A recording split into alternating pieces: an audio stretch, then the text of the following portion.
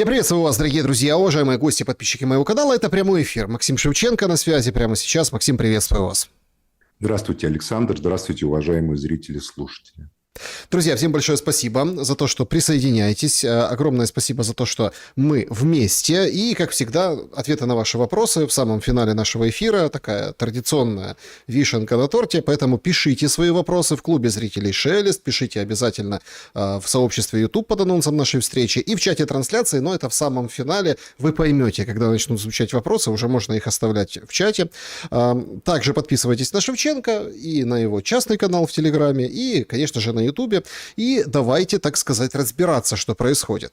Ввиду всех событий, которые мы сегодня с вами обсудим, это прежде всего Рэдклифф и последствия, в прессе их сейчас очень серьезно обсуждают, возникает вот такой вопрос, более глобальный, этажом выше.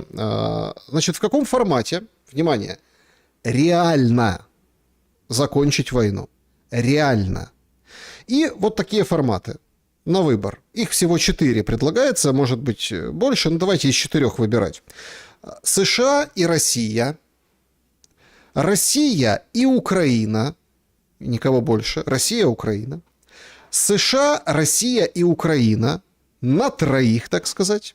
Или США, Россия, Украина, Европа и даже Китай сюда давайте. Вот всем миром должны закончить эту войну. Это более реально, чем в другом формате. Максим Леонардович, что думаете по поводу этого формата окончания войны? А что реальнее? Я думаю, что самый реальный формат, так как Европейский Союз вступает в полосу политического кризиса очень серьезного, которым стартует выборами в Германии, где либо альтернатива для Германии побеждает на половине страны, либо ее надо запрещать, что может привести к серьезным социальным и политическим беспорядкам, к дестабилизации. Потому что это самая популярная партия на территории бывшей Германской Демократической Республики. И ее поддерживают вовсе не такие лютики-цветочки, а как бы, судя по всему, люди, которые несут то, что называется Deutsche Geist, то есть немецкий дух в себе. Поэтому просто так, я думаю, запрет партии, которая и является самой популярной партией по всем спискам, как бы не пройдет бесследно. Плюс победа, выборы во Франции, ключевой стране континентальной Европы, ядерной стране, которая является лабораторией конструирования и создания Европейского Союза, которая является главной базой либеральной масонской ложи «Великий Восток». В марте там, возможно, к власти придет Марин Ле Пен, если ее оставят в выборном процессе. И она очень последовательно выступает за прекращение войны, за прекращение военной поддержки Украины. Поэтому это как бы момент истины. Но в Европе остаются не только Европейский Союз, не только Франция. Там, в Европе, например, есть Польша. Поэтому в вашем списке для меня не хватает такого, допустим, формата. Россия, Польша, Ватикан, Украина.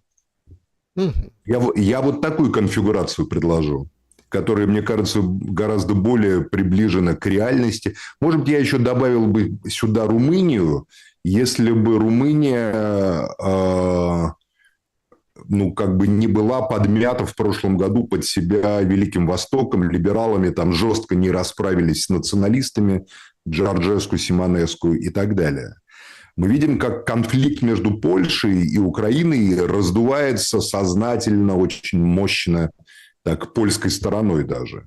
Это как бы не просто там заявление по поводу похорон Коновальца, да, а это как бы принципиальное. Никакой Украины в ЕС не будет, если Украина официально не извинится за геноцид, значит, поляков, за волынскую резню.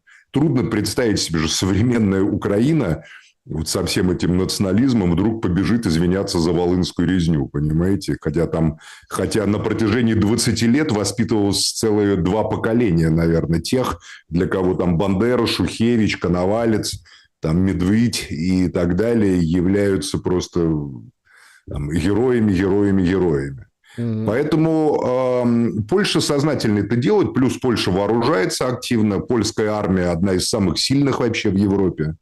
одна из самых современных в Европе. У поляков есть лучшие в мире, как говорят, эти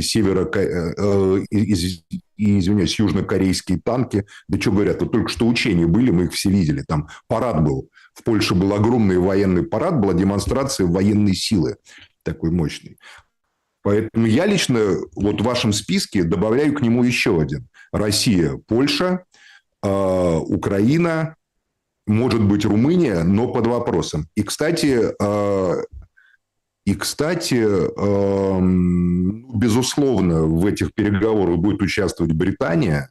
И вот этот пул британский, который мы наблюдали в Киеве позавчера на параде в честь Дня независимости, это был только как бы ложа, великая ложа Англии, считайте там, которые добавили, значит, Майю Санду из Молдовы там, и был этот Кошто, значит, из европейского, ну, это как бы просто для приличия. А так это просто полная Скандинавия, Балтия, значит, и, наверное, всякая такая Британия. Поляков не было, французов не было, итальянцев не было, как я понимаю, да? То есть Британия сказала, это наше. Поэтому я думаю, так или иначе, с ними надо будет договариваться, с англичанами. И, ну, в принципе, они готовы договариваться. Где Америка? Но они будут находиться за рамками вот этой конфигурации. А сама конфигурация будет Россия, Польша, Украина. Поляки будут выступать и Ватикан. Почему Ватикан? Потому что, как я много раз говорил, и в ваших эфирах тоже, и в других эфирах, уже много раз с самого начала, я считаю, что Ватикан будет главным бенефициаром, главным как бы переговорщиком между Москвой и Киевом. Что, собственно, не то чтобы доказывает, но, в общем, в эту как бы копилочку вот визит кардинала Галлахера в Москву в эти дни. Британца. Британца. Ну, он сам британец. Ирландец даже, да. Ой, это, извиняюсь, это большая разница. Не британец, вы, пожалуйста, так нигде не скажите случайно. Британские католики – это интеллектуалы-маргиналы, это герои романов Ивлина Во, который сам был католиком, там, «Мерзкая плоть» или «Возвращение в Брайсхед». А ирландские католики, они, как известно, умещаются в анекдот знаменитый из Ольстера, когда ирландец исповедуется священнику и говорит, там, отец мой, на прошлой неделе я убил 3 английских полицейских, там, кинул бутылку в протестантскую церковь. Говорит, сын мой, стоп, я тебя спрашиваю не про политику, а про грехи. В чем же ты грешен? Да, смотрите, сейчас поговорим про Ватикан. Я немного не понял, а куда вы Америку потеряли? Да никуда. Америка отползет к себе и будет заниматься своими делами. Америка, на мой взгляд, вообще не как бы хочет выбраться из Европы. Америка завязла на Ближнем Востоке. У Америки назревает серьезнейший внутриполитический кризис. Серьезнейший. Трамп – это хромая утка. Трампа, как я много раз говорил, будут выкидывать. И Иран его как бы дожал. Он почти до выборов, 3 месяца до выборов, у Трампа нерешенный военный конфликт. Мало того, что нерешенные проблемы с Ормузом, несмотря на то, что он там бредит, что он якобы его контролирует, так Иран перенес боевые действия на территорию актива BlackRock, компании Арамко саудовской, да, и на территорию Красного моря, Баб-эль-Мандебского пролива. Плюс не решена проблема с Ливаном, там, с Хизбаллой, не решены никакие проблемы на Ближнем Востоке. Более на Ближнем Востоке американцы потерпели тяжелейшее поражение, которое имеет стратегическое измерение, просто глобальное. Поэтому Америка настолько не является, на мой взгляд, субъектом переговоров между Москвой и Киевом. Этот поезд ушел. Это год назад, когда он в Анкоридже так нагло принимал Путина, высокомерно, когда Путин должен был идти по узенькой дорожке, а он стоял таким кашалотом огромным, там его так ожидал самодовольно. Он тогда уже спланировал Венесуэлу и Иран, и он думал, вот я сейчас захвачу Венесуэлу, захвачу Иран и полностью буду диктовать, контролируя там основные массы мировых запасов нефти, и как бы вот эту страну между Каспием и Индийским океаном, Иран, то есть южный фланг России, Ближний Восток будет моим. А он проиграл в Иране. Поражение в Иране – это черный лебедь, который не планировался американцами. им было запланировано, вот в Анкоридже он точно был уверен, что он ударит, убьет Рахбара, там, Алила Риджани, режим рухнет, придет этот гаденыш Пехлеви туда, понимаете, и как бы все будет очень хорошо. Они там с Нетаньяху, как бы обнявшись, Нетаньяху станет премьером опять, а Трамп, значит, отчитается о том, что он властелин мира. Ничего этого не получилось. Наоборот, как бы он скользит в пропасть импичмента, который, и он сам об этом говорит, если ничего не изменится, сказал Трамп 5 дней назад, нас ждут поражения на промежуточных выборах и типа возможный импичмент, который уже давно готов. Еще в мае документы по импичменту демократы уже подготовили. Исходя из-за всего, ненависть к Трампу огромная. Причем она не только из фланга, из лагеря демократов, но и из лагеря республиканцев, которых он своими действиями, своим циничным ставкой на обогащение своей семейки, понимаете, везде, где только можно, этот президент, так называемый, рубит бабло. Рубит.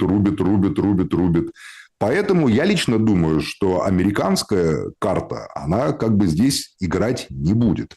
Тем более, что он делал ставку на самом деле не на статус Америки как великой державы, а на движение Хаббат, членом которого является его зять, там, раввин Украины, раввин России, Бер Лазар России, там, как в Украине, я не помню, называется, тоже помню, как-то интервью давал, понимаете. Вот что вот эти вот хаббатники, значит, хасидские раввины, и его зять, и Уитков, который тоже, кстати, хасид, хаббатник, они как бы все это договорятся по линии фронта, и как бы с их помощью он сумеет там как бы все это дело склеить. Но поражение в Иране полностью изменило расклады. И поэтому я вообще не понимаю, что с Америкой надо обсуждать Украину. Каким образом Америка... Даже патриотов у них нету. Если бы у них хотя бы были патриоты, ракеты, и они бы говорили, мы не дадим Зеленскому ракет. А они говорят, у нас нет ракет, Зеленский. Зеленский говорит, дай 300 ракет, до конца года надо 300 ракет. А Вашингтон говорит, у нас вообще нет ракет, мы перебрасываем там из Южной Кореи, понимаете, на Ближний Восток. И то это все белиберда. Хорошо, поэтому, Максим Леонардович. Поэтому, Саша, о какой Америке вообще речь? Это я вообще просто не понимаю. Об Америке, которая контактирует на секретных щах с Кремлем. Это фотография. Это другой вопрос совсем. Вот давайте обсудим. Это другой вопрос. Это Рэдклифф на экране. Он очень такой какой-то понурый, задумчивый. Но он, в принципе, такой мужчина серьезный. Это он выходит из Белого дома. Он приехал к Трампу и рассказал, ну, как его принимали в Москве. Да? Сам Трамп в интервью, ну, это тоже очень интересно. Я, с вашего позволения, ну, не знаю, насколько хватит терпения, но, тем не менее, это прям очень интересно, как он пообщался с...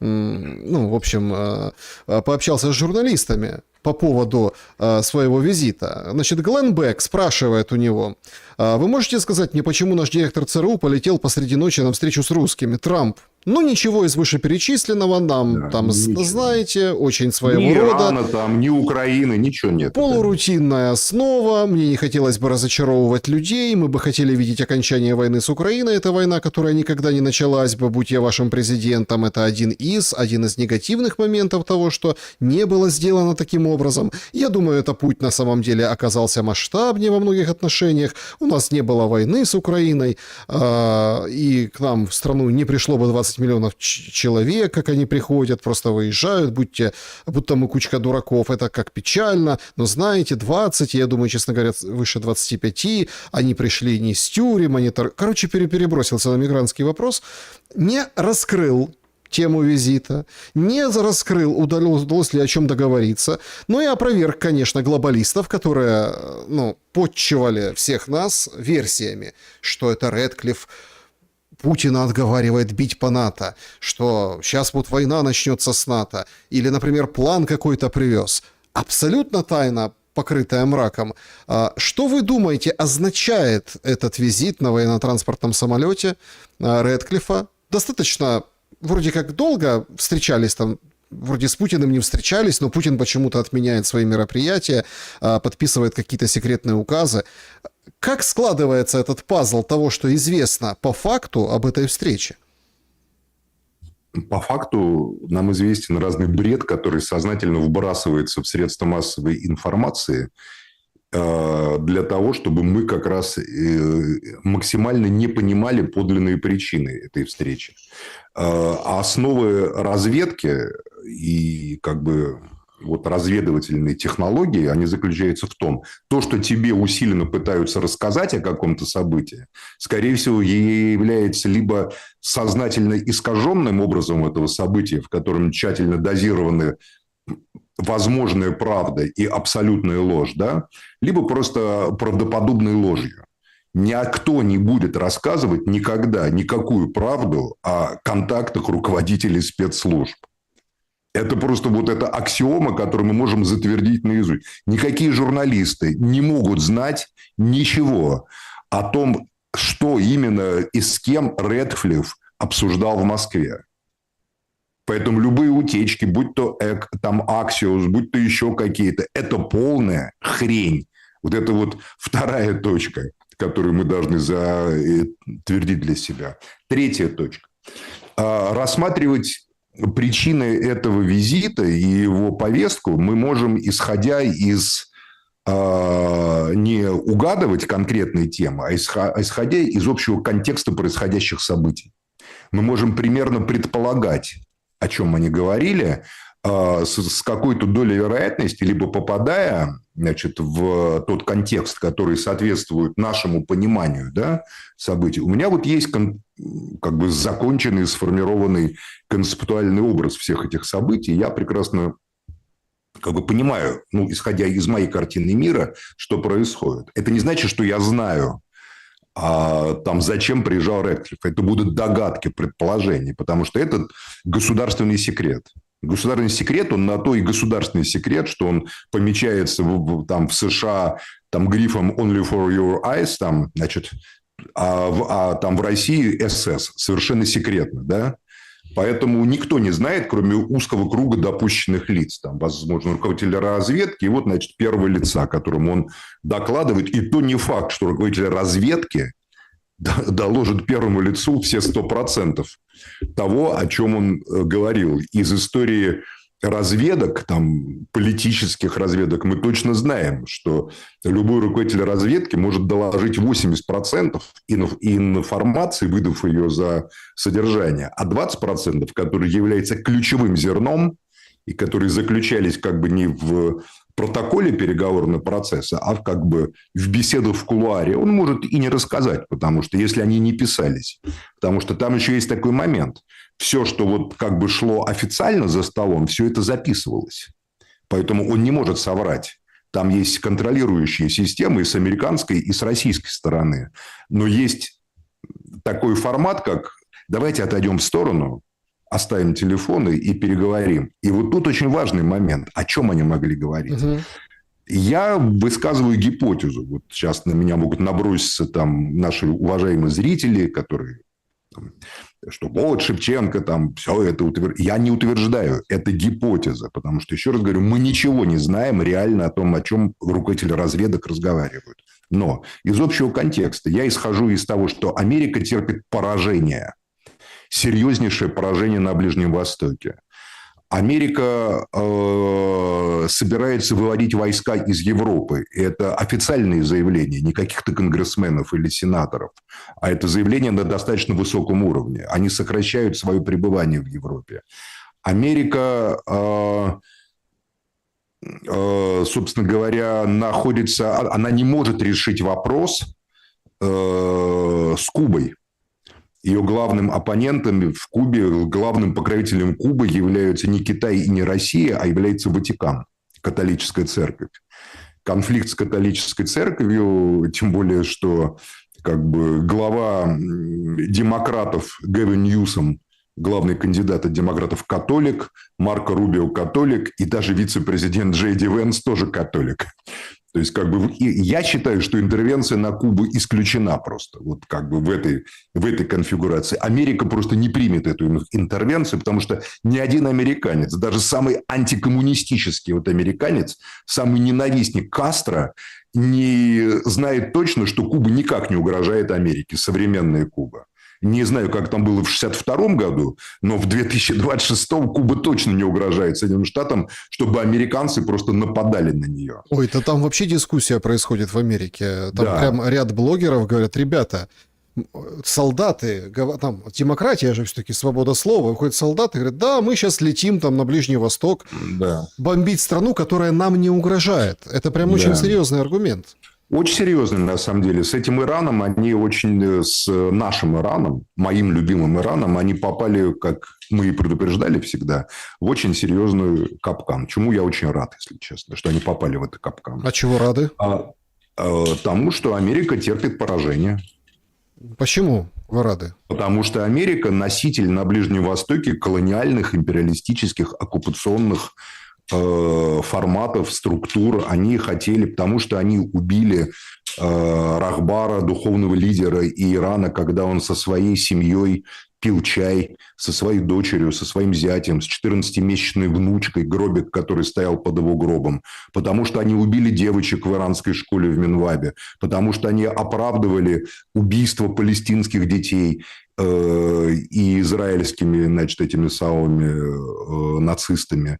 По многим причинам. Потому что они использовали этот регион, древний и самодостаточный регион, просто для игры на нефтяных и газовых рынках. Но не будем углубляться в этот момент. Я вообще рад тому, что Америка отползает туда к себе, потому что ее эпоха заканчивается. Я как бы это не хорошо, не плохо. Вот как бы зима заканчивается весной, а осень заканчивается зимой, так 20 век, в котором Америка доминировала, начиная с середины 20 века, сейчас заканчивается. Угу. Ее военное присутствие в разных частях света заканчивается. Америка будет занята внутренними проблемами. Поэтому мне вообще непонятно, как за рамками вот этого еврейско-хасидского, хаббатского дискурса американцы могут быть какими-то переговорщиками по Украине. Какие у них есть аргументы, с помощью которых они могут надавить на Киев? Вот, Саша, вы мне подскажете? Ну, подождите, ресурсная сделка. Какая ресурсная сделка? С Украиной. Дальше. Подождите, это вы что имеете? Редкоземельный металл? Да, они же все подписали. Все, это же хрень полная. Но это полная трамповская. Это исчезнет вместе с Трампом. Поверьте.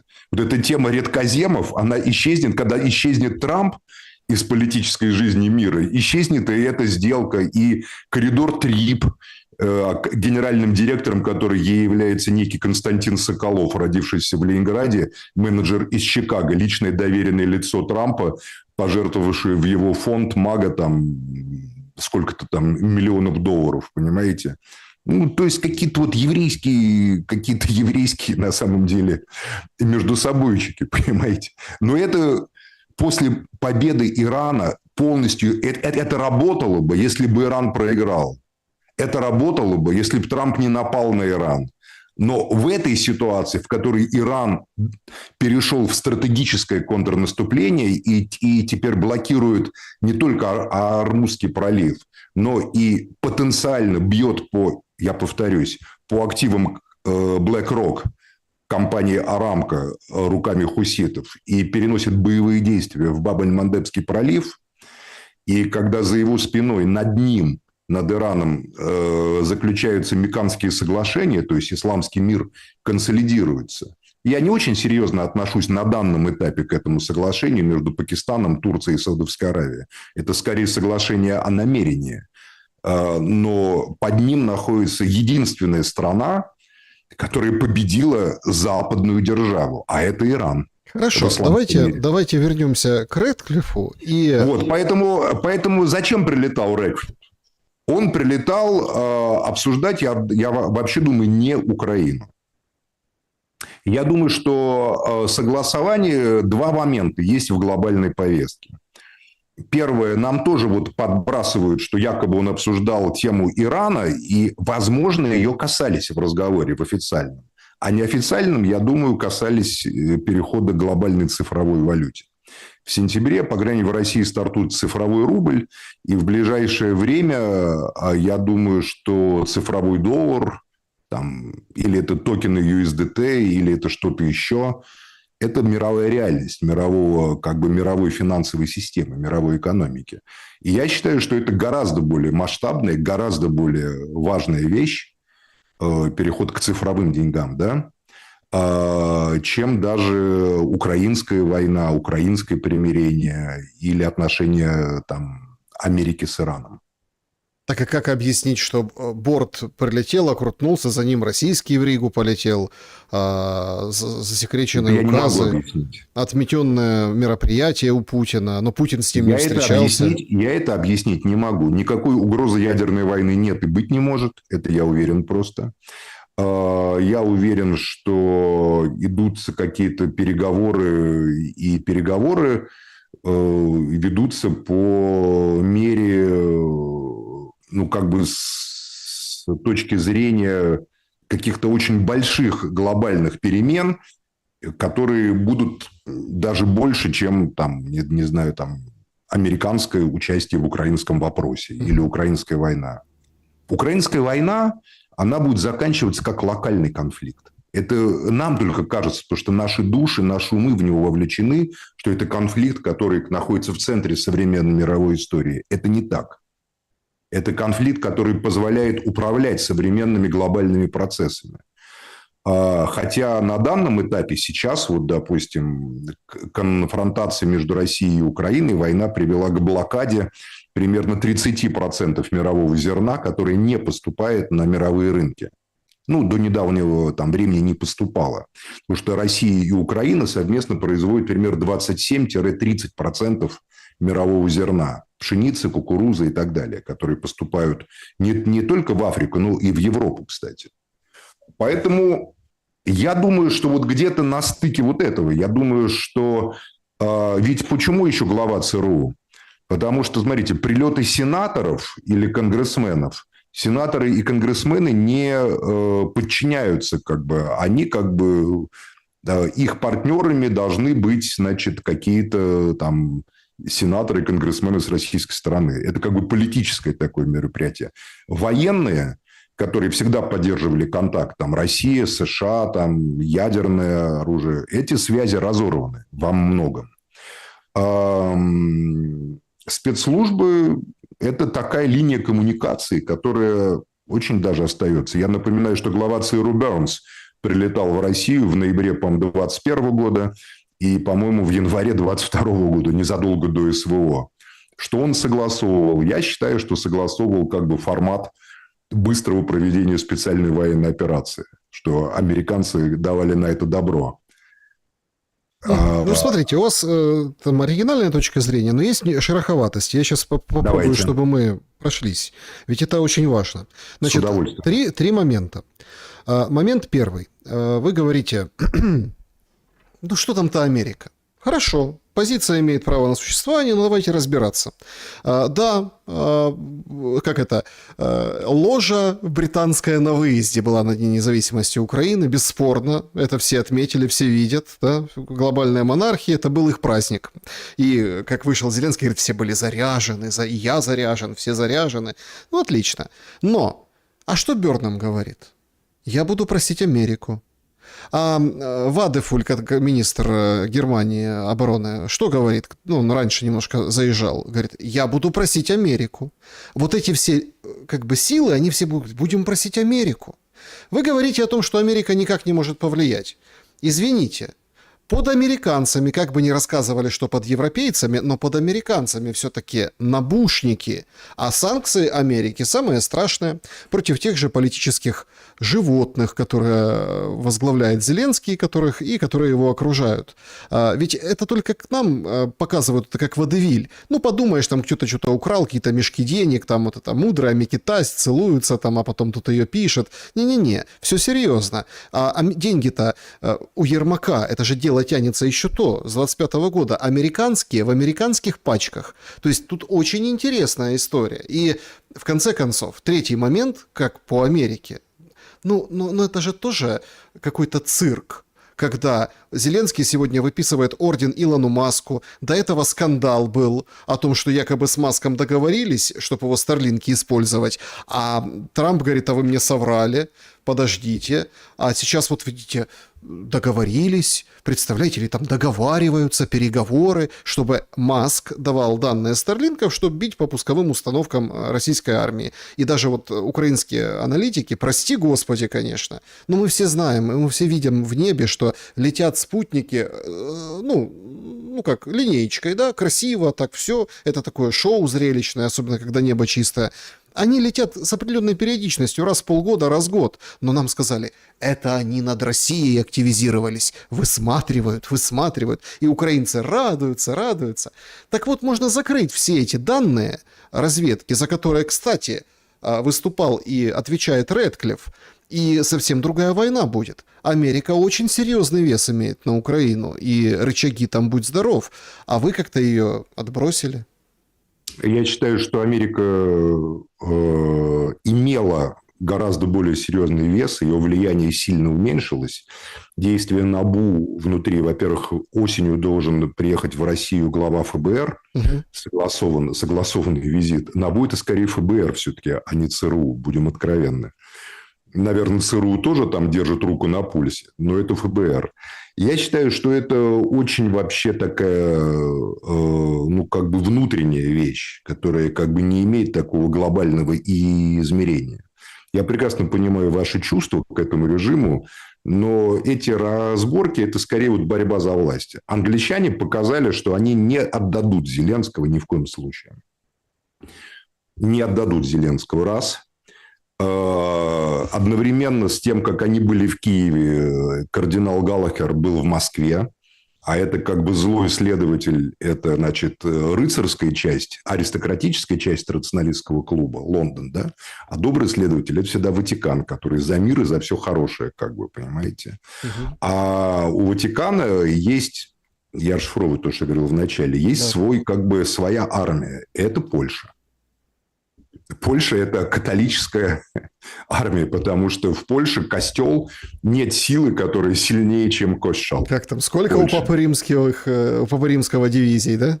Ну, вот сколько поляков, столько и дивизий, считайте, практически. Ну, это, конечно, так я утрирую, но, в общем, поляки, как бы, они потирают руки, они стоят на пороге, как бы, реализации треможья своего проекта, от которого они никогда не отказывались. Они говорят Франции, да-да, давай нам ядерный зонтик. Там говорят, да-да, давайте ядерное оружие будет у Польши. У Польши вообще супер армия. Супер системы современные и так далее, и так далее, и так далее. Ну, ладно, чтобы как бы не углубляться туда, Саш, я ваши аргументы принимаю. Еще раз говорю, я не могу сказать, это интересно, ваши замечания очень важны. Но еще раз, я лично полагаю, что кризис, который ждет Америку в ближайшие 3 месяца перед выборами и после выборов, этот кризис у американской политической системы есть один момент. Вот политические, внешнеполитические моменты на фоне внутренних всегда второстепенны. То есть, внутреннее, потому что от того, кто победит в Америке, в Белом доме, в Конгрессе, в Сенате, очень много будет зависеть и во внешней политике. Ну, собственно, этого Зеленский и ждет, и выжидает. Вместе с британцами, это он сам открыто говорит. Поэтому воздействие НАБУ на Зеленского, я не думаю, что даже если его объявят вне закона, если американцы скажут, что он коррупционер и объявят его в международный розыск, Англия скажет, нет, а мы считаем по-другому. Что ж, по-вашему, король Карл встречался дважды в прошлом году с международным там преступником, что ли? Криминальным. Да. Разумеется, но король Карл-то этого никогда не признает, понимаете? Максим Леонидович, никогда не признает. Или король Бернадот, который к нему туда приезжал, понимаете? Да, вот вся эта британская гребница аристократическая. О Ватикане и переговорах с Лавровым. Вот это гораздо более важно, чем, на мой взгляд, чем визит Рэдклиффа. Смотрите, мне показалось, это так, опять-таки, так со стороны понятно, что тут все... Рэдклифф, все на ушах, тут у Зеленского там потужность за потужностью. Да и, откровенно говоря, удары тяжелые последних дней и последних недель. А будет еще тяжелее. Вот вы сказали, я еще не отметил один момент, простите. Вот вы сказали, что там они дадут, значит, на ведение старлинками на российские... А Россия уже анонсировала поступление на как бы линию пуска северокорейских ракет. новых. А что такое северокорейские ракеты? Это не кинжалы. Это ракеты, которые способны нести около 4 тонн взрывчатки. Это убийцы мостов. То есть, следующий уровень эскалации после атаки сухогрузов на Одесском рейде и блокирования морской экономики, то есть значительной части внешней экономической деятельности Украины, да, которое шло через Одессу. Остались только мосты через Дунай, через Днестр, туда ведущие в Румынию. И дороги, ведущие через Карпаты, значит, либо в Венгрию, либо, значит, туда в Польшу. Вот 100 северокорейских ракет. И это не «Аксиус», а это российская, вполне как бы озвучено в среде военных как бы специалистов, военкоров, которым как бы, ну, имеют как бы какой-то доступ, понимаете, куда-то. Мы это допускаем, что они не из пальца это высасывают все. И это очень серьезные ракеты.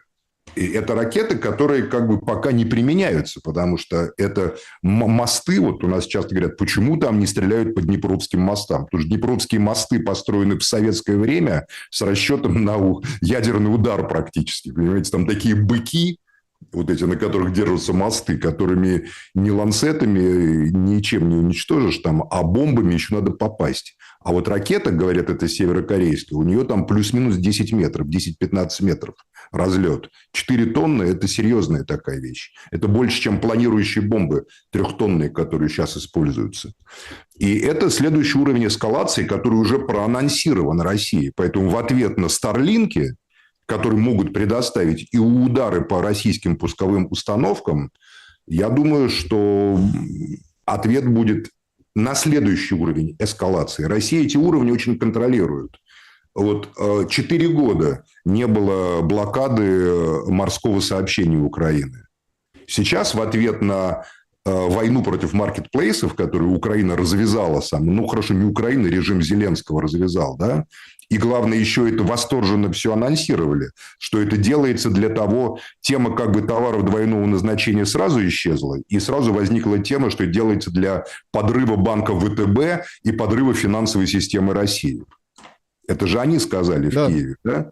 Ну, как на это Россия? На это Россия ответила, показала, что вот, да, России, может быть, это неприятно, но не смертельно.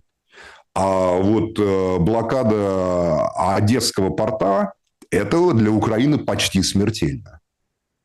Почти смертельно. Потому что остаются несколько дорог, которые мы прекрасно знаем, где они идут. И удары были превентивные по украинско-молдавской таможне, вот буквально несколько дней назад, это была демонстрация того, что куда хотим, туда и будем бить, по большому счету. И не шахедами 4 и шахедами 5, а вот этими вот северокорейскими, как они называются, не помню, на «П». Вот эти вот страшные огромные ракеты, которые периодически испытывают непрерывно там из КНДР, пускают через Японию куда-то там в какие-то моря, да? Поэтому, на самом деле, ресурс для эскалации, для ответного хода совершенно неожиданный для Запада, между прочим. Северокорейский фактор – это помимо иранской победы, это второй черный лебедь. Северная Корея очень долго воспринималась Западом как такая маргинальная страна, где полуголодное население ждет, когда им с самолетов американских желательно сбросят мешки с рисом. И да? Собак едят, конечно же, да. И собак, да. Теперь мы видим много, вот есть документальных фильмов, абсолютно независимых в Ютубе про Северную Корею. Ну, да, это не Южная Корея, там, как бы не сверкает, но это, в общем, самое дисциплинированное в мире консолидированное население с очень высоким уровнем технологической культуры, потому что для социализма образование является одним из аспектов социализма всегда, вот, как бы для всех, которые способны по заданию там, любимого вождя и партии, трудовой партии Кореи, работать по 12 часов в сутки, создавая что? А никто в мире понятия не имеет, что они создают. Может быть, вот еще визит Рэдклиффа. А Рэдклифф спросил, а скажите, а, собственно, что вы и китайцы передаете Северной Корее? Потому что буквально, почему я так разведпризнан? Потому что 2 дня назад Трамп стал постить фотографии Ким Чен Ына. Нет, это не смешно, потому что он же с ним встречался. Они же друзья. Да, ну нет, они не друзья. Это Ким Чен Ын, это так же, как, знаете, Сталин и Черчилль друзьями не были. Вот, они враги идеологические. Это Трамп так разговаривает. Трамп, что говорит Трамп, вообще можно это не обращать внимания. Ватикан, Максим Леонардович. Послушайте, я хочу закончить северокорейский фактор. Это важный момент. И никто не знает, а что передается. Вот я лично считаю, что никакая международная разведка, никакие МАГАТЭ вообще не может проследить, что из Китая, например, поступает в КНДР. Понимаете? Или из России. Какие технологии, какие чипы, какие что-то еще, откуда. Это самая закрытая страна в мире. По сути, только китайцы точно знают. Может быть, южнокорейская разведка хоть как-то там может отслеживать по своим корейским каналам, что именно там производится, какое там оружие и какие технологии из внешнего мира. А то, что Северная Корея за несколько лет последних сделала огромный рывок в социальных условиях жизни, там сильно улучшилась жизнь населения, появились военные заказы. Это самая такая большая военная фабрика в мире, Северная Корея. И это военный союзник Российской Федерации. Вот это вот для Запада, вот эта вот фраза КНДР, военный союзник Российской Федерации, вчера была очень смешной. Ха-ха-ха. Эти полуголодные, жаждущие прекращения коммунизма северные корейцы, вожделенно мечтающие пересесть на Хюнде там, и Сан-Юнге, союзники. А сегодня оказывается, что это союзники с ракетами, которые попадают плюс-минус 10 метров в цель и с боеголовкой в 4 или 4,5 тонны.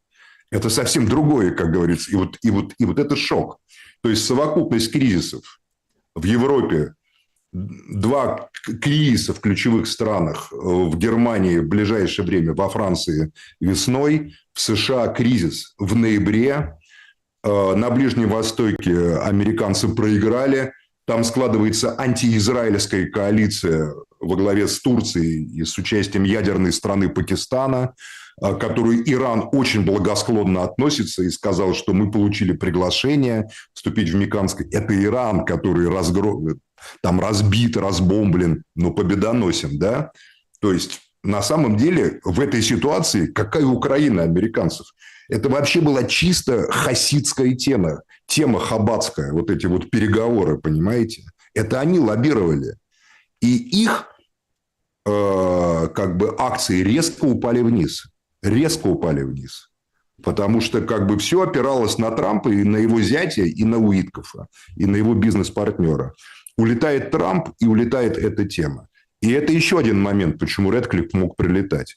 Потому что Трампы приходят и уходят, а американское государство и американские спецслужбы остаются. И их отношения с российскими спецслужбами остаются независимо от Трампа, Байдена, Клинтона, там, Буша-старшего, Буша-младшего и так далее. Это диалог профессионалов. Это диалог там детей, рыцарей холодной войны, да, с обеих сторон, которые были. Потому что там...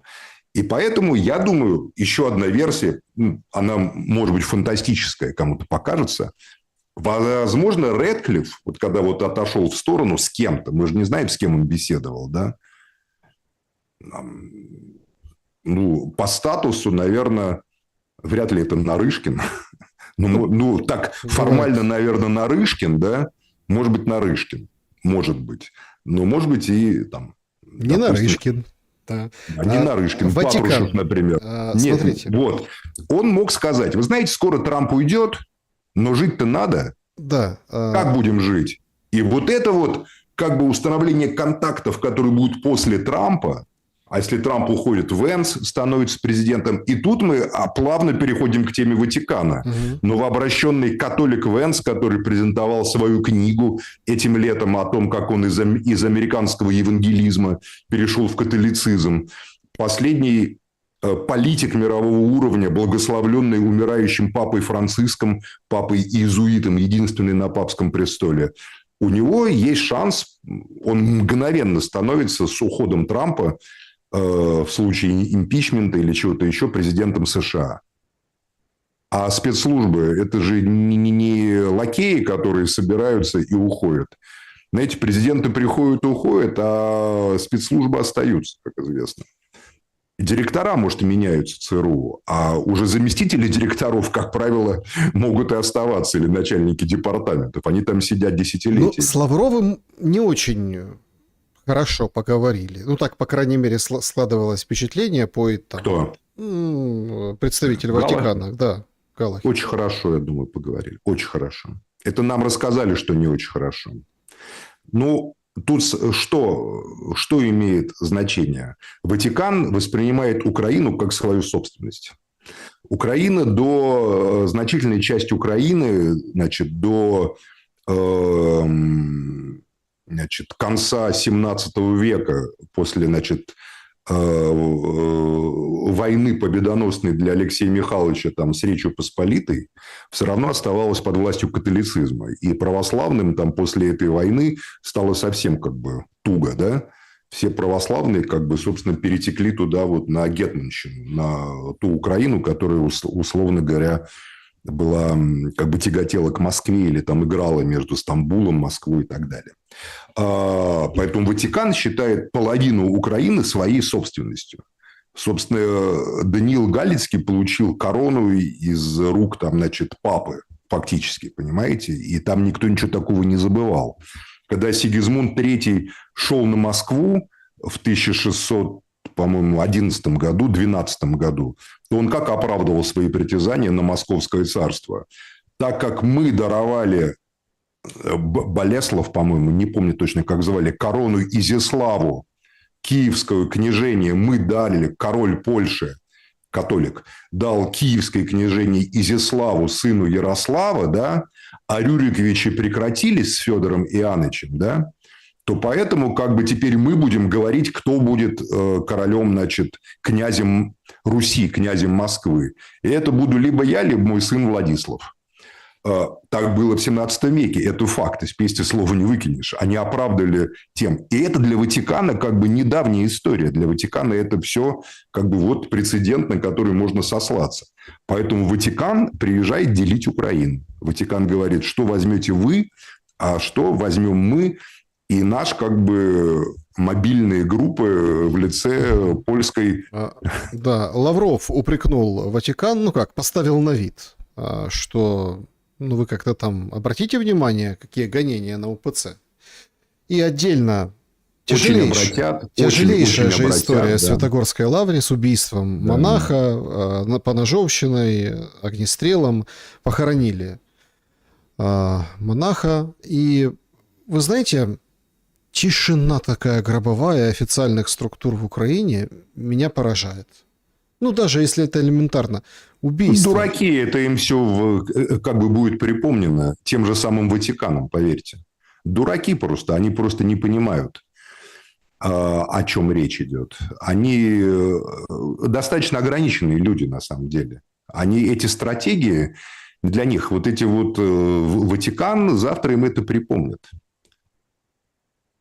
Вот это молчание, вот это вот презрение, понимаете, вот это вот гонение на православную церковь. Ватикан, как бы, его стратегия какая? Неформально Ватикан это поддерживает, но официально Ватикан это осудит. А неформально, конечно, они руки будут потирать всегда. Вы что, как бы... Есть свидетельство выжившего, да, инка лавры о том, что это были какие-то залетные, все такие экипированные, приставали к священнослужителям со «Слава Украине», те как бы не могут ответить. Ножи – это любимая бандеровская тема еще с 40-х годов. Бандеровцы с ножами нападали всегда там на, как бы, во время террора в 40-е, 50-е годы на Западной Советской Украине. Сегодня Зеленский, кстати, вот этим национальным батальонам отдал линию фронта на Донбассе. Так и говорит. Белецкий и Редис, побывавший в плену и после экстракшена вернувшиеся в строй, будут руководить линией фронта. Что это может означать? Что все надолго и кроваво или быстро закончится? Ну, еще раз, уровень эскалации, уровень контроля над уровнем эскалации перешел к России. У Украины нет систем противоракетной обороны. Россия не применяла оружие, но анонсировала его, повторюсь, северокорейской, в частности, ракеты, которые являются следующим уровнем как бы уничтожения коммуникаций и объектов в Украине, ну, построенных советским народом. Прямо скажем, ничего нового постсоветская Украина не построила такого. И, в общем, эти батальоны, я думаю, они как бы не решают фундаментальные это вопросы. Друзья, подведем итоги. итоги. Пока мосты через Днепр стоят, они как бы хорохорятся. Но если эти мосты через Днепр там, в Днепропетровске или в Запорожье, или там, где там еще мосты, я не помню, там, будут разбиты, а такими ракетами они могут быть разбиты, то, я вас уверяю, проблемы с поставкой запчастей, коммуникаций, продовольствия, дизеля, снабжения армии, даже беспилотных компонентов станут гораздо больше. Подведем итоги нашего опроса и в режиме Блиц пройдемся по некоторым вопросам наших зрителей. В каком формате реально закончить войну? Итоги голосования. 12% США, Россия, Украина. 16% Россия и Украина напрямую без никого. 23% все. США, Россия, Европа, Китай, в общем, Украина, все на свете. Ну а большинство все-таки считают, что США и Россия могут реально закончить эту войну. Вера в американское могущество, она как бы является почти религиозной. Я считаю, что Америка за последние 20 лет проиграла подряд 3 войны. Америка политически, ну хорошо, и иракская война баш на баш, скажем так. Они убили Саддама Хусейна, но похороны Али Хаминеи, которые просто заехали в шиитские районы Ирана, и тело Рахбара провозили там через Неджев, Кербелу, и миллионы показали, что там как бы все, Иран контролирует шиитский, то есть район Басры, Неджефа, Кербелы, восточный, значит, Ирак находится под контролем Ирана фактически политическим и духовным. Войну в Афганистане американцы проиграли, весь мир этот позор увидел, да? А войну в Иране они проиграли. На чем основывается вера в такое всемогущество Америки? У них даже на авианосцах люди сходят с ума, бросаются за борт, потому что у них, как на броненосце Потемкин, там, понимаете, еда не свежая дают, потому что у них в Бахрейне разбомбили иранцы базу, с которой они получали, а с Диего Гарсии, пока везут, все протухает. Я это так вот, это как жены об этом рассказывают.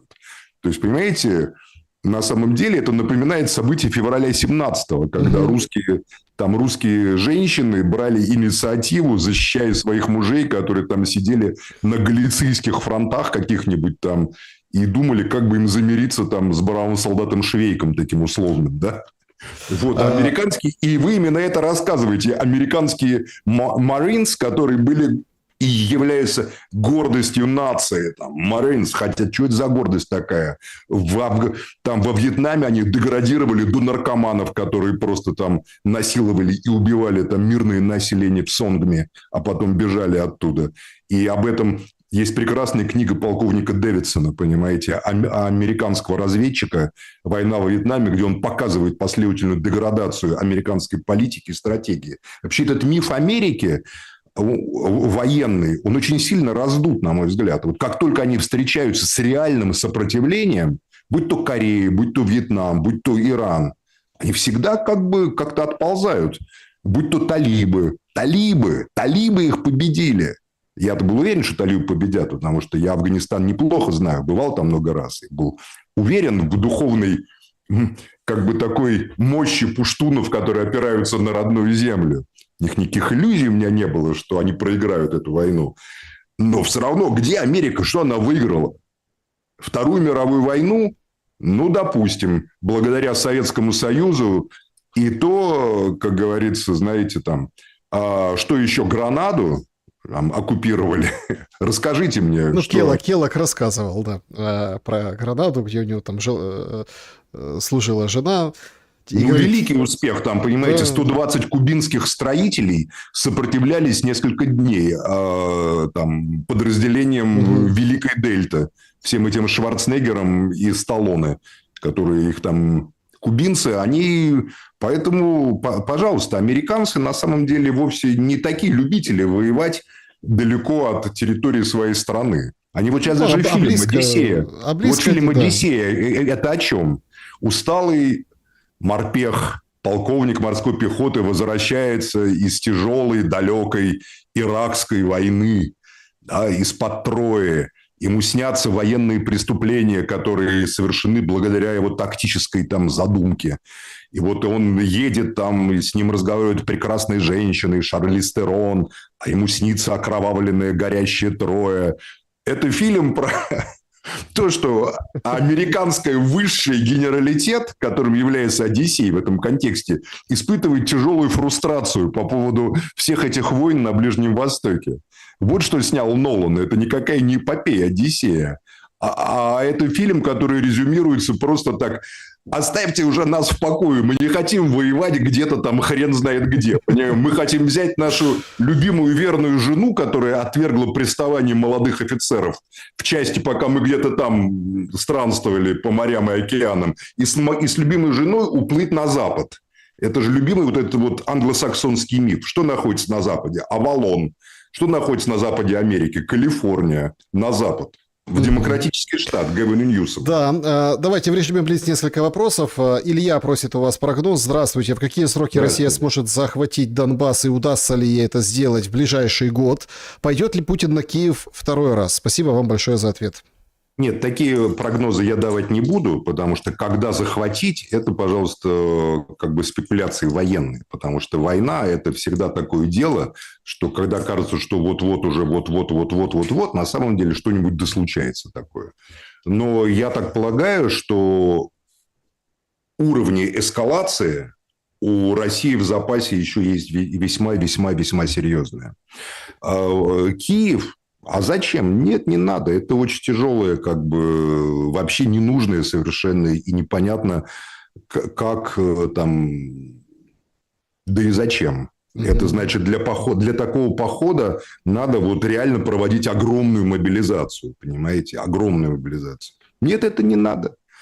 После остановки боевых действий, которые будут по воле Москвы, уже теперь, я так думаю. То есть Москва решает, когда остановить боевые действия.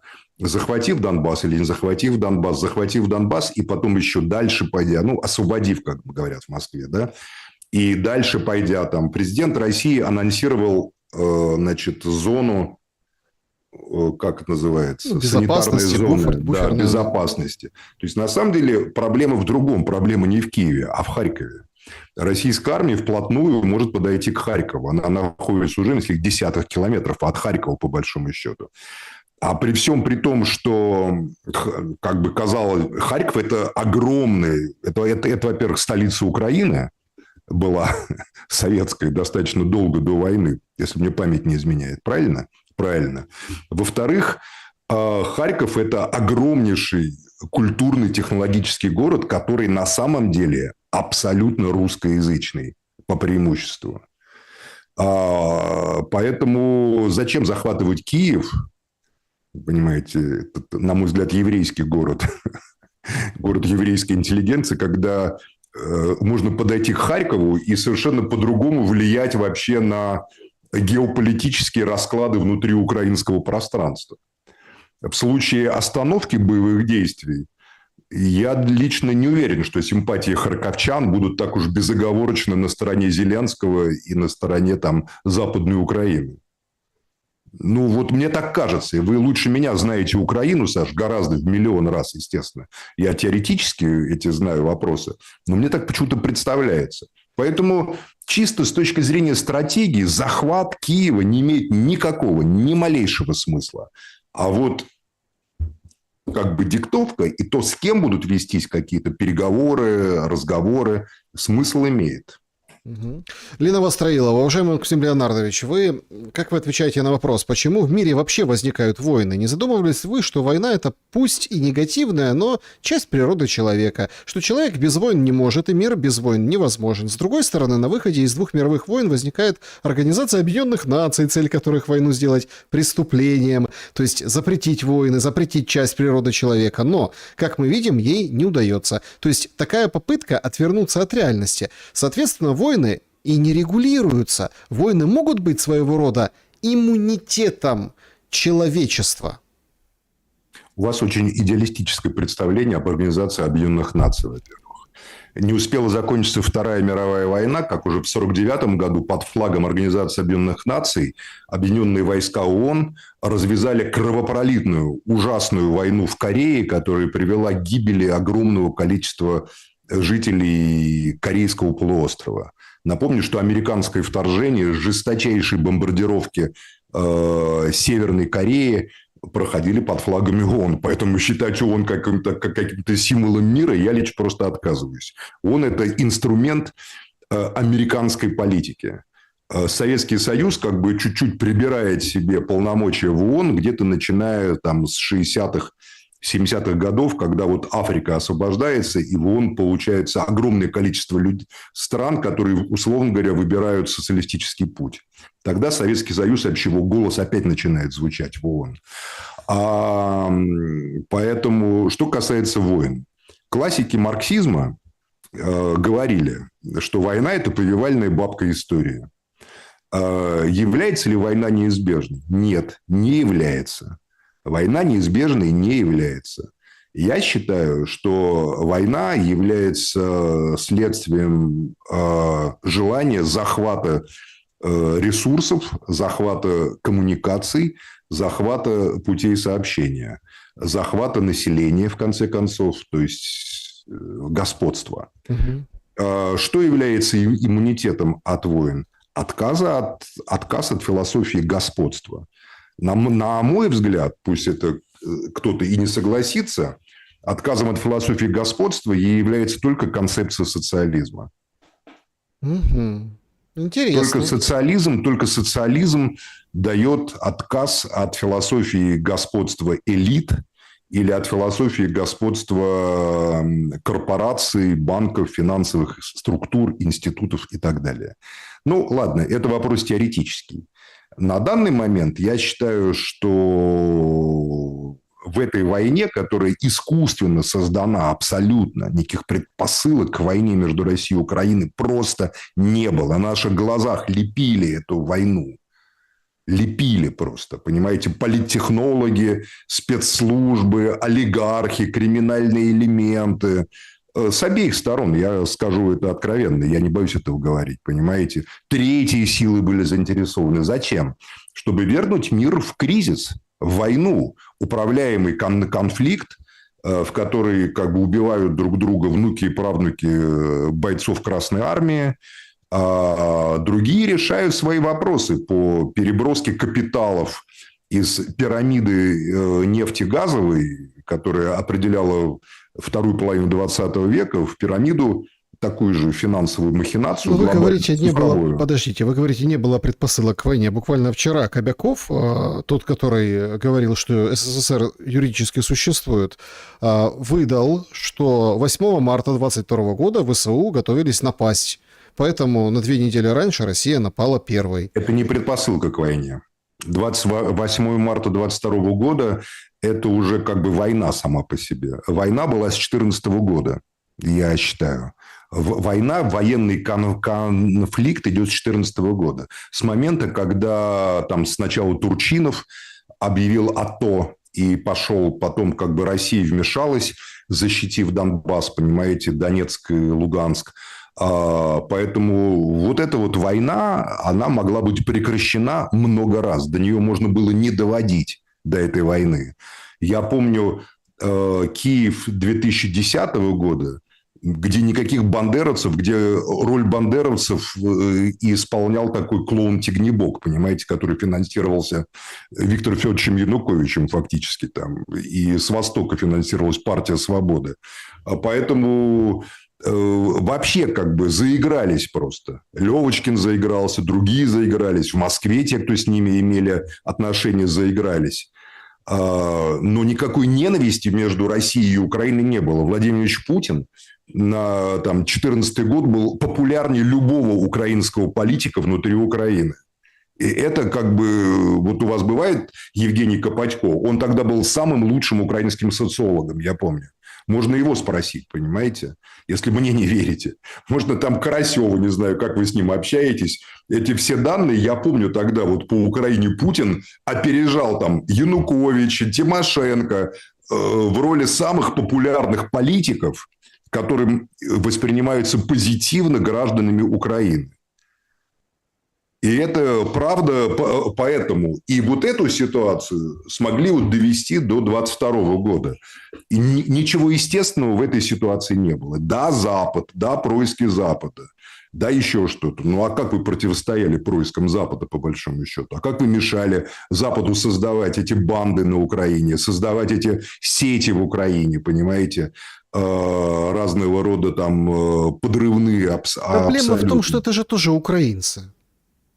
Вот Да? тоже, получается, Ну, украинцы. в смысле граждане Украины, да? Ну, вот как сейчас с ТЦКшниками. Это же тоже украинцы. Понимаете? Не знаю. Вот когда Квасневский, я помню, ходил по Майдану, по Крещатику, Квасневский вроде не украинец. Квасневский вроде был был президент Польши бывший. Понимаете? Или когда они давали гарантии там Януковичу. Я не фанат Януковича совершенно, понимаете? Но гарантии же они давали. Это Владимир Лукин не подписал те гарантии. Поэтому, мне кажется, это искусственно просто, искусственно. Вот они замеряли, никакой ненависти между русскими и украинцами вообще не было. Вообще не было. Эту ненависть как бы искусственно выращивали с 14 по 22 год. Ее пестовали. И раньше, конечно, да. Пестовали раньше. Давайте еще один... Раньше это было маргинально. Опять-таки, маргинально, не маргинально, модно тоже было. Значит, давайте вот еще один вопрос из чата. Слушайте, какие-то нацисты, которые финансировал Коломойский. Центр нацизма реального украинского был Днепропетровск. Скажите, что это не так, Саш. Чисто еврейские, чисто жидобандеровцы. Жидобандеровцы – это Игорь Коломойский этот термин и вбросил. И точнее не скажешь, понимаете? Вообще украинцы, конечно, сейчас поди разбери. И ситуация такая, там ко Дню независимости, вот зрительница пишет в чате, в списке самых знаменитых украинцев встретились Бандера и Богдан Хмельницкий. Слушайте, был один западноукраинец Порубый, да и того убили, понимаете? Это все да. же на самом деле из Кривого Рога, с Востока, там еще как бы из Днепра. Это же все вот эта вот группировка-то правит на самом деле.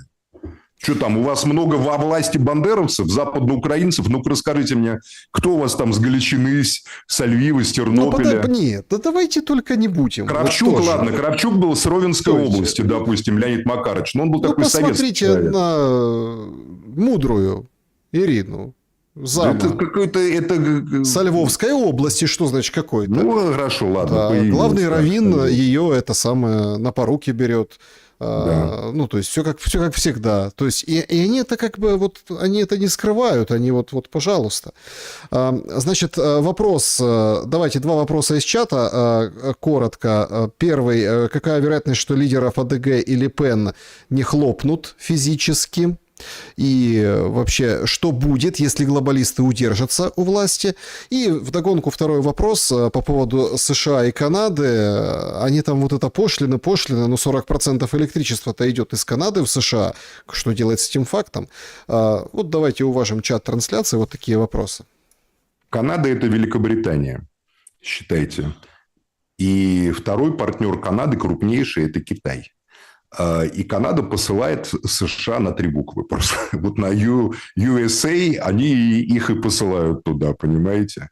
И ничего они сделать не могут. Как для того, чтобы Канаду к ногтю прижать, надо воевать с Канадой. Но это, конечно, абсолютно немыслимая ситуация. Американцы скорее бегут в Канаду из американских тюрем, но точно не хотят в нее вторгаться. Потому что для американского народа наличие Канады выгодно, а для американского правительства невыгодно. Поэтому Канада – это нерешаемый вопрос. Теперь, значит, что там второе вы спросили? Хлопнут, например, уберут хлопнут. физически. Если они убьют Алис Вайдель или Марин Ле Пен, то будет война.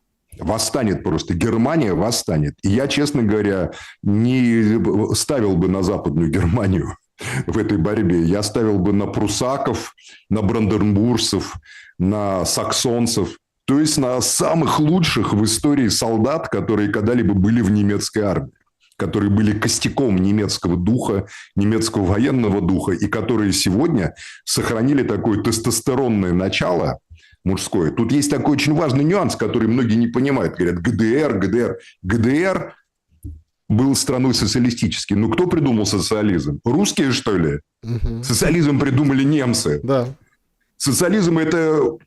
как бы великий немецкий еврей Карл Маркс, женатый на Жене фон Вестфален, то есть благороднейший из курфюрстного рода, значит, его жена достойнейшая была, он развил, как известно, Канта, Гегеля и Фейербаха, понимаете? Никаких там Кропоткиных с Бакуниным или Владимиров Соловьевых даже рядом нет. Поэтому Восточная Германия была, может быть, под советским лагерем, но она была в таком аквариуме чисто немецкого мировоззрения. Поэтому они остались немцами. А западным немцам вот как бы им инфильтровали американскую матрицу либеральную. А либерализм – это не немецкая философия, это не немецкая идеология. Немецкая идеология ощущения Германии происходит от речей Фихте к немецкой нации, который говорил «Blut und Boden» – кровь и почва. Это вот восток Германии. И поэтому, если убьют Алис Вайдель, то конец им просто. Конец. Ну, хорошо, если не физически, а просто, как вот помните... А если просто они запретят партию, которая сейчас имеет, которая опережает ХДС на несколько пунктов в федеральных обзорах, понимаете? Просто они могут ее запретить. Я думаю, что группа Бадер-Майнхоф покажется им как бы легкой такой песенкой после этого.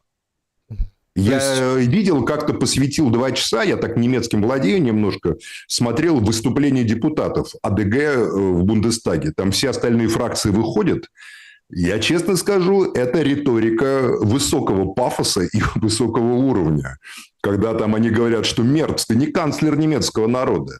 Ты просто менеджер, смотрящий от BlackRock за тем, чтобы немцы не были немцами, а Германия не была Германией. Скажу вам откровенно, что это, в общем, вполне как бы находит отклик в сердцах, примерно, я думаю, 20 миллионов немцев. Это точно.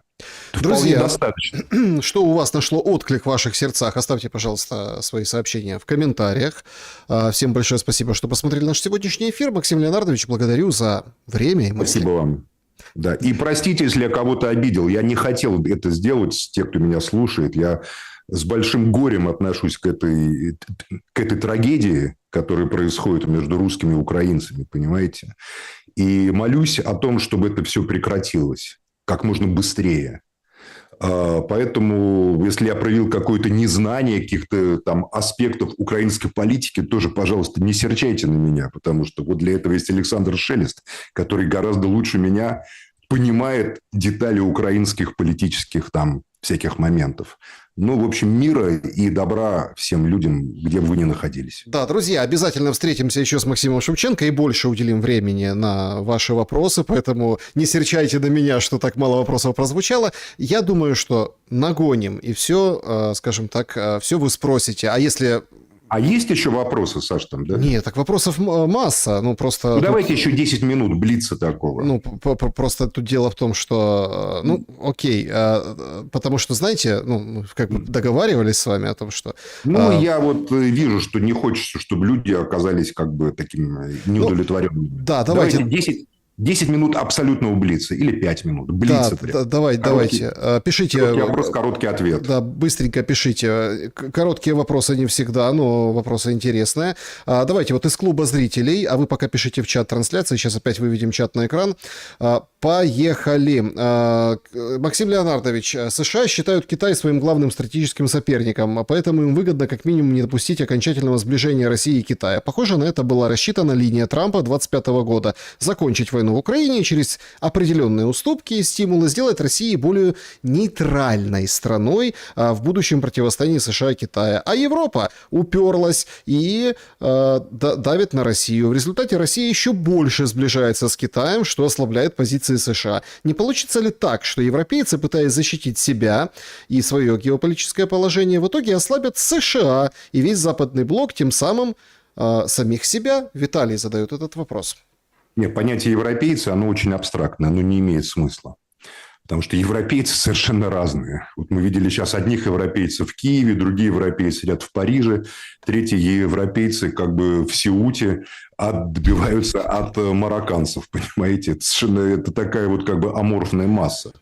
А США как бы проиграли в своих ставках на такой вот как бы вот это вот развод России и Китая после иранского поражения. После победы Ирана, я считаю, ключевым аспектом была победа Ирана, которую они не ожидали. Она не вписывалась в их стратегические планы. Хотя умные люди в США предупреждали о том, что это как бы очень сложный вариант. Угу. Не Европа, а Иран. Чат трансляции. Победа России возможна только при капитуляции Украины или есть возможность договориться, как вы видите? Я считаю, что есть возможность договориться при капитуляции. Договориться при капитуляции? Класс.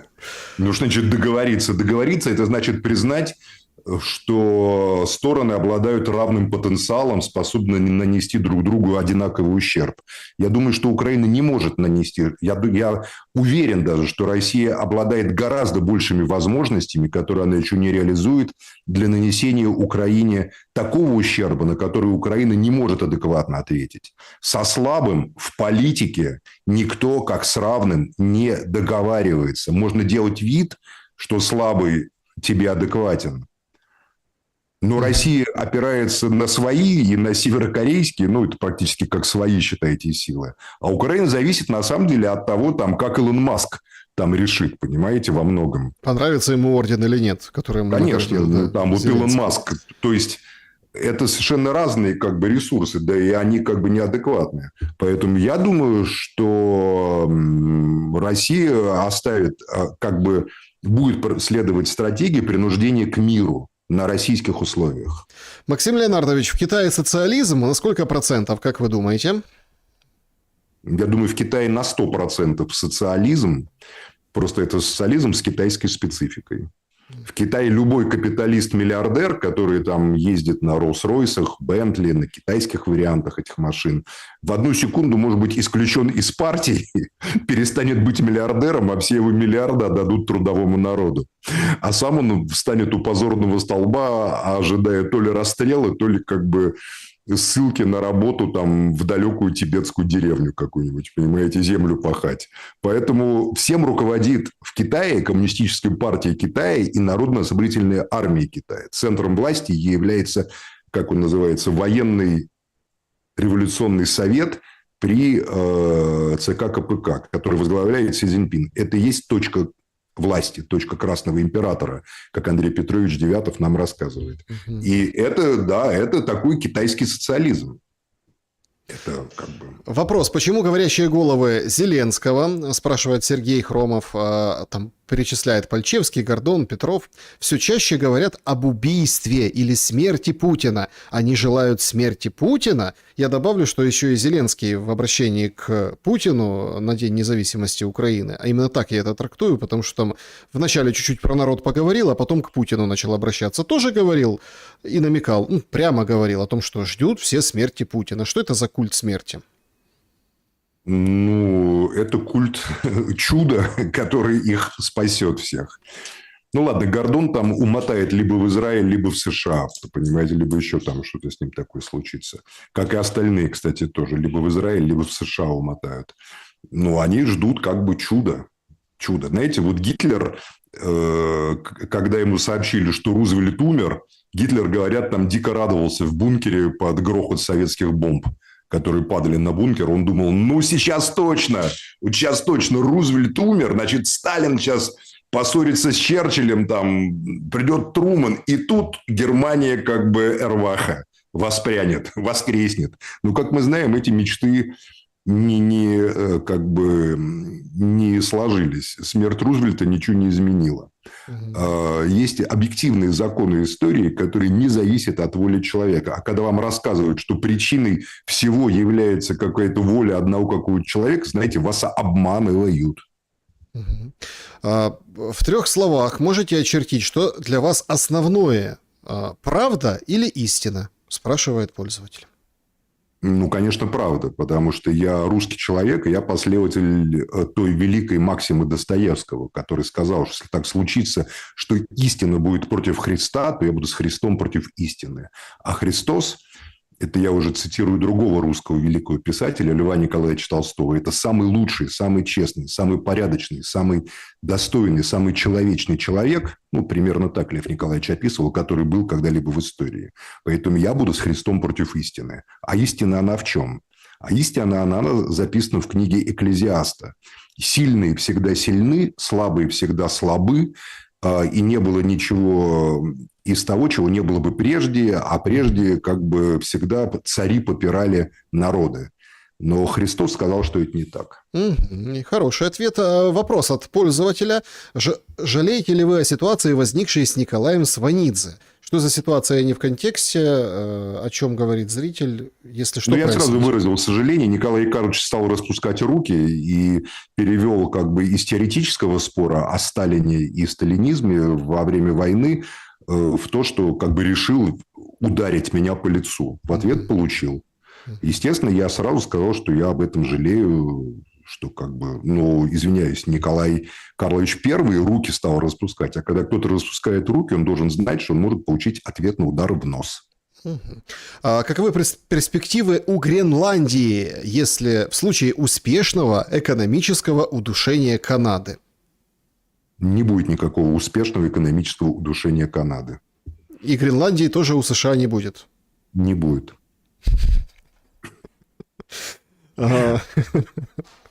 Так, значит, да, спасибо. Вот, смотрите, я вот в завершении, давайте вот так вот. Спасибо вам большое за вопросы. Вот человек пишет, Олег, да, хотелось бы поблагодарить вас за интереснейший эфир.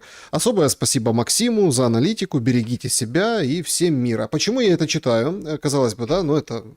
Потому что вот открываешь комментарии, давайте все-таки о хорошем, ну постараемся сделать выводы, послушать и сфокусироваться на хорошем, плохого очень много вокруг. Максим Леонардович, спасибо за время и мысли. Спасибо, до свидания. Берегите себя, друзья, добра и света, несмотря ни на что.